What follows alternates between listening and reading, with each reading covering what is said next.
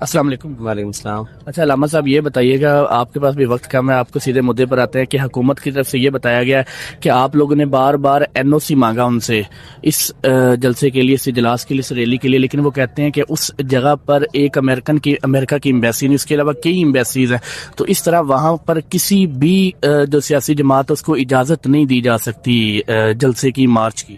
ابھی پچھلے دنوں پاکستان انڈیا کی جنگ ہوئی تھی، خود بسیں بھر کر انڈیا کے ایمبیسی کے سامنے احتجاج کروایا تھا۔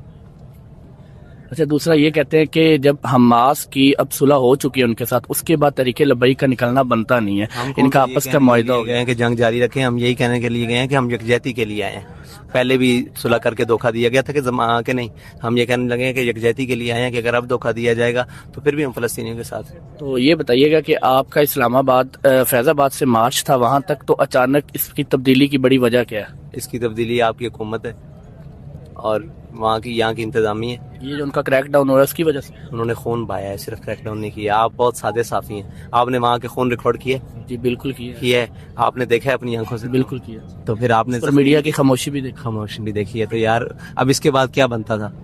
اچھا یہ آخری سوال یہ بتائیے گا کہ وہاں پر جا کر آپ کا بیسیکلی ایک مطالبہ کیا ہو گیا؟ ابھی تک طریق لبیک پاکستان کا مطالبہ کھل کر سامنے نہیں آیا ابھی۔ ہماری تو مطالبہ ہی کوئی نہیں ہے، ہماری تو یکجہتی ہے۔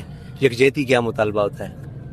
آج تک کشمیر کی یکجہتی ہوئی ہے تو کیا مطالبہ ہوا؟ یہی تھا کہ ٹھیک ہے فلسطینیوں کے ساتھ اظہار یکجہتی، اور کیا مطالبہ ہے ہمارا؟ ہمیں تو نکلنا ہی جرم بنا دیا نا۔ علامہ صاحب ایک بڑا پوائنٹ طریق لبیک پاکستان کی طرف سے اٹھایا جاتا ہے کہ یورپ میں بھی مظاہرہ ہوا اس کے حق میں، تب کوئی وہاں پر رکاوٹ نہیں ہوئی، بندش نہیں ہوئی، پوری دنیا میں ہوا، لیکن پاکستان میں ہی رکاوٹ ہوتی تھی۔ اس کے بدلے میں حکومت کہتی ہے کہ وہاں پر کسی قسم کا نقصان نہیں کیا جاتا، جبکہ طریق لبیک ہم نے کون سا نقصان کیا؟ ابھی یہاں تک پہنچے فی الحال تو ہم نے تو فلیکسیں بھی نہیں پھاڑنے دی، یہ جو عالم و سالم کی لگی ہوئی، ٹھیک ہے جی، تو ہم نے تو فلیکسیں بھی نہیں پھاڑنے، اور ہوتے ہیں لوگ کئی جوش میں آنے کے لیے، ہم نے کہا نہیں، ان کو شوق پورا کرنے دو، ان کا کام ہے فلیکسیں لگوانا، ہمارا کام ہے کام کرنا۔ تو آپ کی جو جتنے بھی کارکنان ہیں ان پر اتنے تشدد کے باوجود بھی